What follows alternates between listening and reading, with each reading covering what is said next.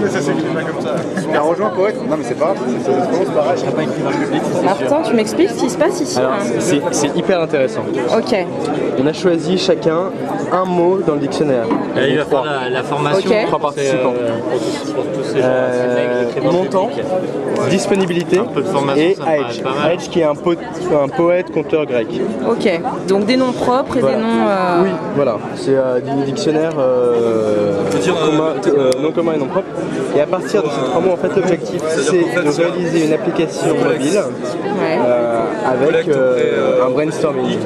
Donc par exemple, pour Aedge, il y a la mythologie interactive qui a été évoquée. Donc là, on travaille par association d'idées. Exactement. Par sémantique, tu vois, par exemple, le montant, il y a le fait de monter dans les gammes, monter au niveau du son, mais aussi montant la bicyclette. Dans disponibilité, il y a une plateforme participative, un peu wiki, tu vois. C'est vraiment pour donner un peu une dimension imaginaire. Mais aussi le fait, par rapport en fait, en corrélation avec Aedge, la mythologie, le poème et l'art, un écrivain public en fait. Et par rapport à ça, il y a des gars de la Poste qui sont passés en fait, ils ont regardé le truc, ils ont fait mais attendez ça nous évoque une appli qu'on a essayé de faire à la Poste qui s'appelle Plume et Mail, où on proposait aux gens d'écrire pour eux, etc. Donc voilà, ça continue.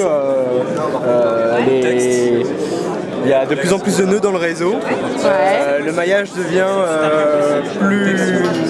Se resserre. Exactement, Les taux se resserrent. Exactement. Les taux se resserrent autour du mobile. Ok. Et pour finalement incorporer, incarner une Et application qu'est-ce qui va la faire mobile. cette application? Et ben ces jeunes... On est des étudiants de Info en fait. Développeurs. Développeurs à la base. Yes, Sur les plusieurs développeurs. technologies. Lui, Android, moi, iPhone, iPad. Ok. Donc c'est complémentaire. Voilà. Alors Martin, et qu'est-ce que ça fait à l'IF, cet atelier un peu de jeu du dictionnaire? C'est vraiment intéressant parce que il y a plein d'ateliers hyper connectés, il y a une rep rap là-bas, donc c'est Fab Lab, c'est hyper tech. Là-bas, je te fais pas un dessin avec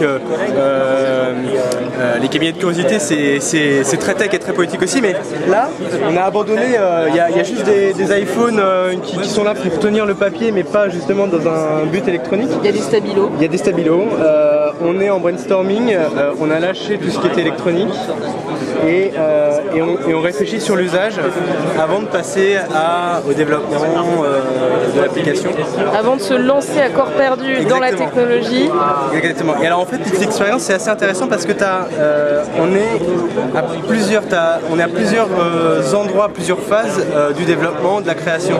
C'est-à-dire que là, ça va être en fait, on va créer quelque chose, la phase de brainstorming, donc le tout début.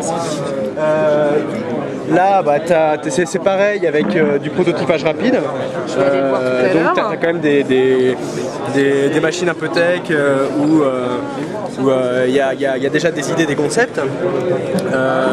Là, il y avait l'idée de créer en fait un tableau blanc interactif à moindre coût avec une Wiimote.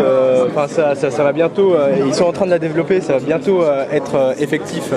Et tu vas pouvoir voir dans quelques minutes ce que ça fait d'écrire sur un tableau blanc interactif avec une Wiimote.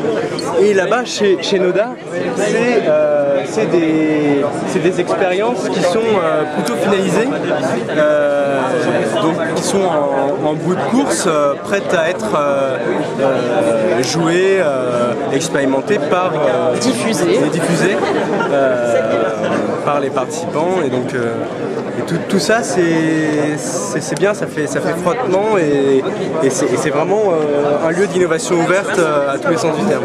Merci Martin. Je vous en prie.